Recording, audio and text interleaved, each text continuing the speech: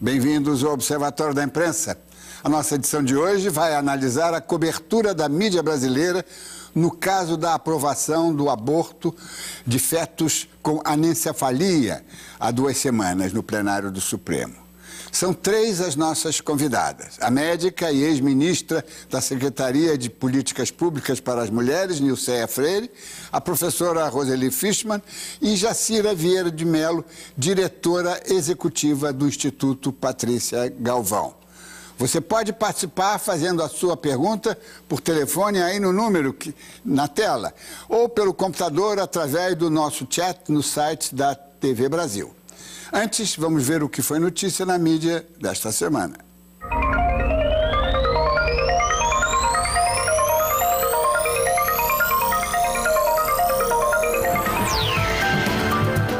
Debates fazem bem à democracia, sobretudo quando são veiculados pela imprensa.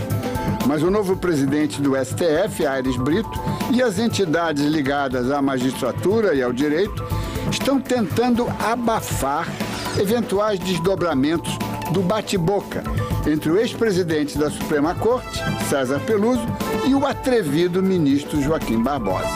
Acontece que o confronto travou-se através da mídia.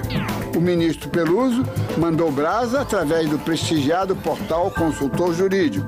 E o ministro Barbosa respondeu numa grande entrevista de página inteira ao jornalão O Globo. O confronto é público, não se trava no tribunal. A impunidade e as malfeitorias chegaram ao extremo justamente porque a imprensa há muito tempo não desempenha o seu papel de agente do contraditório. A verdade é que a polêmica rendeu e a imprensa gostou do papel de provocadora. Um repórter político do jornal O Estado do Maranhão foi morto a tiros em São Luís na noite de ontem. Décio Sá também escrevia em um dos blogs de maior repercussão. Ficou conhecido por fazer reportagens investigativas com denúncias contra políticos e grupos de pistoleiros. Décio Sá foi assassinado em um bar da capital maranhense. 2 homens chegaram em uma moto e dispararam 3 tiros. O jornalista morreu na hora. No Maranhão, tudo é possível.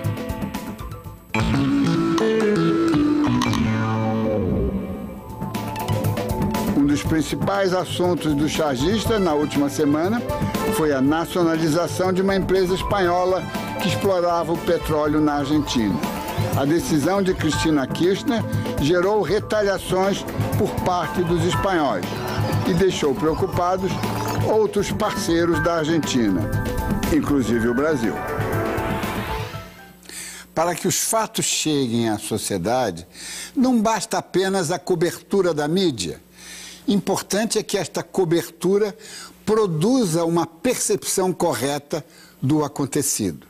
Significa que, além do destaque e do volume de notícias, o leitor precisa ser abastecido com avaliações a fim de que possa montar os seus próprios juízos e tomar as suas decisões.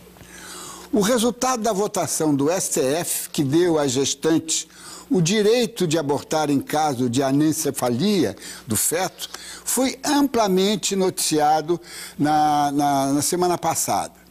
Os jornalões comemoraram a decisão histórica de 8 votos contra 2, autêntica goleada, mas não se preocuparam em explicar por que era histórica. Ora, em 1988, os constituintes já haviam admitido o aborto em caso de estupro e quando a gestante corria risco de vida. O caso de anencefalia segue a mesma lógica e o mesmo princípio de interrupção da gravidez não desejada.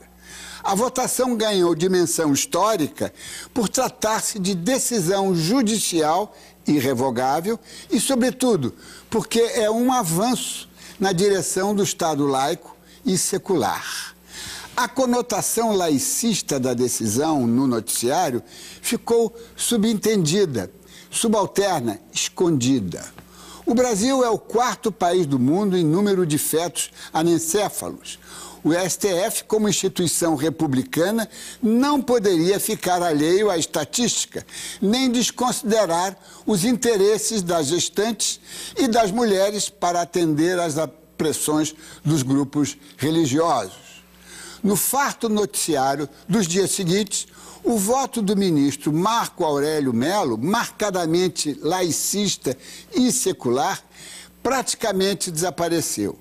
Desapareceu, apesar de ter sido o único que concentrou a argumentação em defesa do laicismo do Estado brasileiro. Curiosamente, o encerramento do Jornal Nacional de 12 de abril e o Jornal das 10 da Globo News valorizaram o voto de César Peluso, que, além de minoritário, foi proferido por um ministro que, na semana seguinte, deixaria a presidência da Suprema Corte. O Estado de Direito é imperiosamente laico e a imprensa, se pretende apresentar-se como democrática, deve ser o sustentáculo deste laicismo. Um dos mais arraigados tabus da sociedade brasileira, o aborto, voltou à pauta. Em 12 de abril, por 8-2, em um julgamento considerado histórico na Corte Brasileira, o Supremo Tribunal Federal decidiu autorizar a interrupção da gravidez de fetos anencéfalos. A legislação brasileira permitia a interrupção da gravidez apenas em casos de estupro ou de risco de vida para a mãe. A ação foi proposta em 2004 pela Confederação Nacional dos Trabalhadores na Saúde, com base no princípio de que, em casos de anencefalia, não há potencialidade de vida. A decisão do Supremo já deflagrou um debate que é muito importante de ser feito na sociedade brasileira sobre a liberdade reprodutiva da mulher e se e em que condições o Estado pode obrigá-la a levar a termo uma gestação que ela não deseja. A nossa posição é apenas a de que não se deve criminalizar a posição divergente. Esse é um debate de valores e de ideias em que o melhor argumento deve conquistar mais adesão social.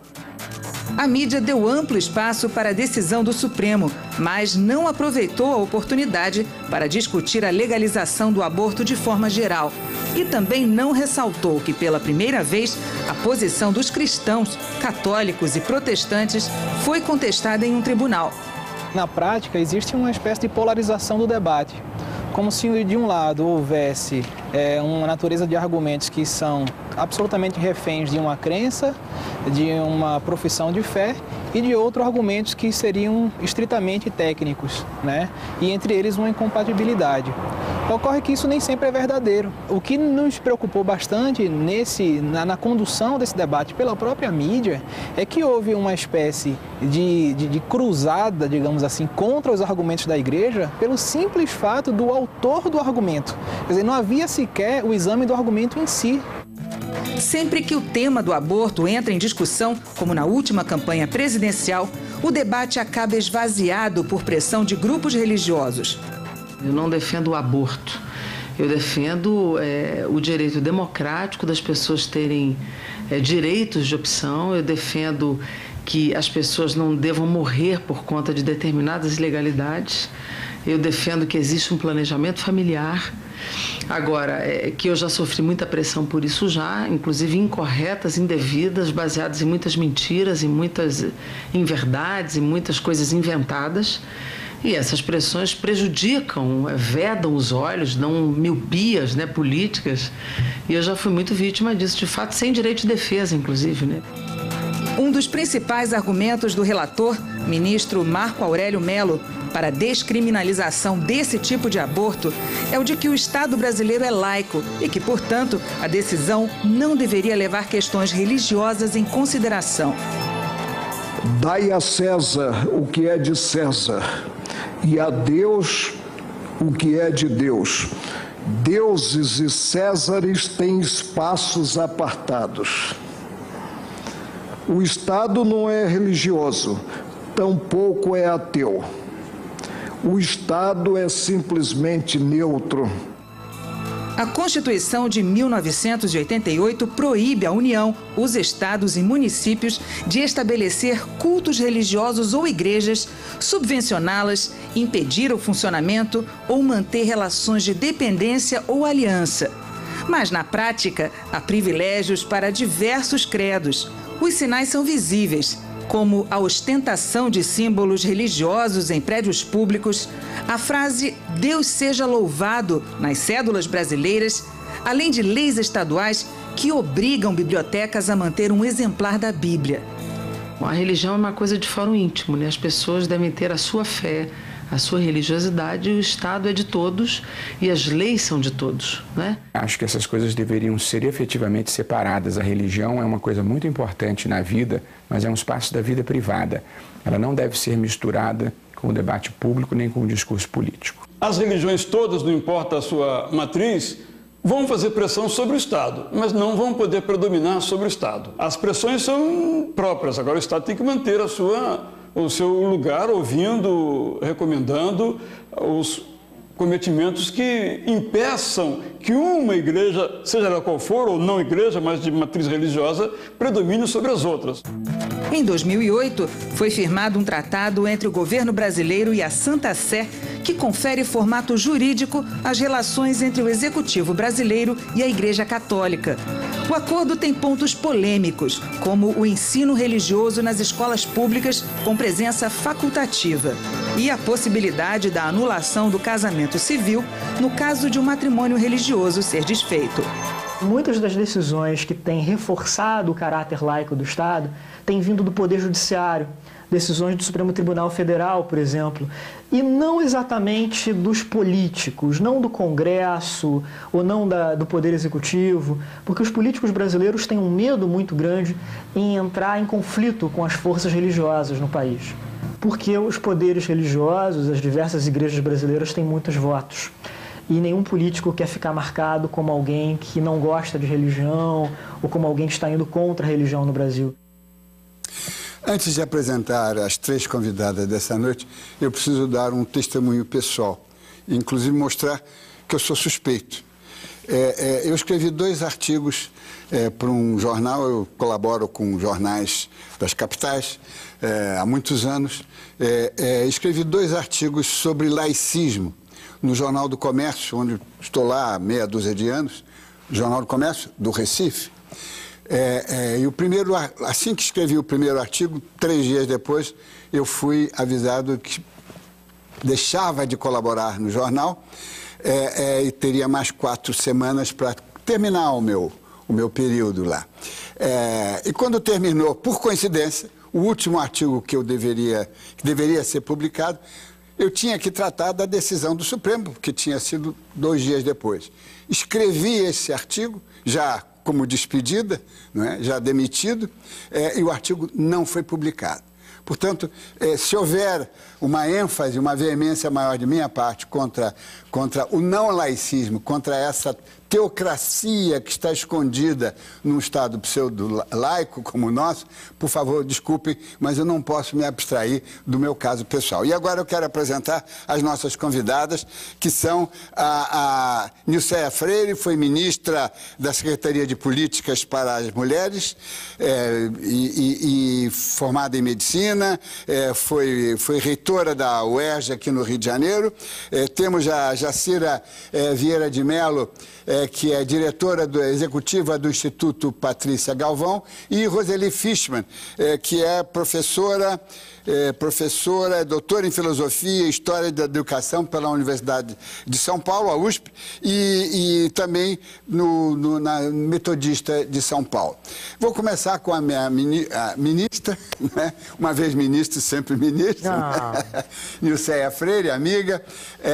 Eu queria que você, Nilceia, explicasse para os nossos telespectadores, é possível, existem grupos ou indivíduos que tenham sua devoção religiosa, cristã, e ao mesmo tempo defendam o direito do aborto, por exemplo, de interromper a gravidez não desejada? Existem. Trata-se os grupos religiosos como monolíticos, desde esse ponto de vista e não são. Existe, por exemplo, um grupo, uma organização que existe em vários países, e aqui no Brasil é uma organização de mulheres muito importante, chamadas Católicas pelo Direito de Decidir, e que fazem uma discussão desde um lugar, né, de dentro da religião, sobre o direito das mulheres de decidirem sobre a maternidade, de decidirem sobre o seu corpo, e a partir desse lugar elas são capazes de recuperar momentos na história da religião católica, por exemplo, onde a questão do aborto não era tratada da maneira que é tratada hoje. Com esse dogmatismo. Com esse dogmatismo. Portanto, há fissuras, mesmo no seio dos grupos religiosos, que apontam para outros caminhos. Roseli Fishman, como é que você vê essa questão? Você já participou, já nos deu o prazer de estar aqui conosco em outros debates sobre a questão do laicismo. Como é que você vê isso? Quer dizer, a partir de agora, há uma base para se começar... porque quando a gente fala em laicismo, nós não estamos falando contra a religião, estamos falando apenas na separação da igreja, das religiões e do Estado. Você vê uma base para que isso seja esclarecido, para que essa polarização não fique primeiro, tão dogmática e, ao mesmo tempo, seja mais... seja um debate e não uma coisa levada com fervor religioso, né? Então, Dines, justamente eu acho que essa questão da dificuldade que, de maneira geral, a própria mídia tem de tratar do tema, acaba dificultando esse esclarecimento. Como você dizia, o Estado laico é aquele que é separado, né? Então o Estado é uma coisa, né, e as religiões são outra. E a relevância dessa separação vem exatamente pelo fato de possibilitar que todos os cidadãos e cidadãs sejam tratados em condições de igualdade, né? Um regime monárquico, por exemplo, não existe isso. Você tem a aristocracia, o sangue azul. E quando existe uma união do Estado com uma religião, isso, aliás, que garante uma aristocracia, uma monarquia, né? Quer dizer, quando existe essa situação, nem todos são iguais. Há a plebe, né, que vale menos. E no caso, né, quando nós temos essa separação, todos os cidadãos, cada qual vale exatamente a mesma coisa. Me parece que essa igualdade, num país que é campeão em desigualdade como o Brasil, é muito difícil de ser tratada. E me parece que as próprias religiões, ao fazerem uma pressão sobre a mídia para que não trate disso adequadamente e sobre os políticos, está cometendo um equívoco muito grande. Agora, quando você me pergunta se existe uma base, eu acho que essa base está no próprio esclarecimento de todos os grupos, né? As religiões não podem querer existir com liberdade dentro do Estado, e isso é o Estado laico que garante, né? Mas, ao mesmo tempo, querer que o Estado tome posição em alguns casos que muito mais acabam sendo como um controle, não é, da fé, do que propriamente a questão do direito de cidadania, de seres humanos livres e iguais. Jacira Vieira de Mello, o trabalho do Instituto Patrícia Galvão, nesse trabalho seu, você consegue discernir, encontrar grupos que sejam, ou pessoas, indivíduos, que são religiosos, que têm suas crenças, mas que também sabem separar, sabem, inclusive, ser coerentes com, digamos, até opções políticas também, ou opções de caráter pessoal, como o caso da interrupção da gravidez.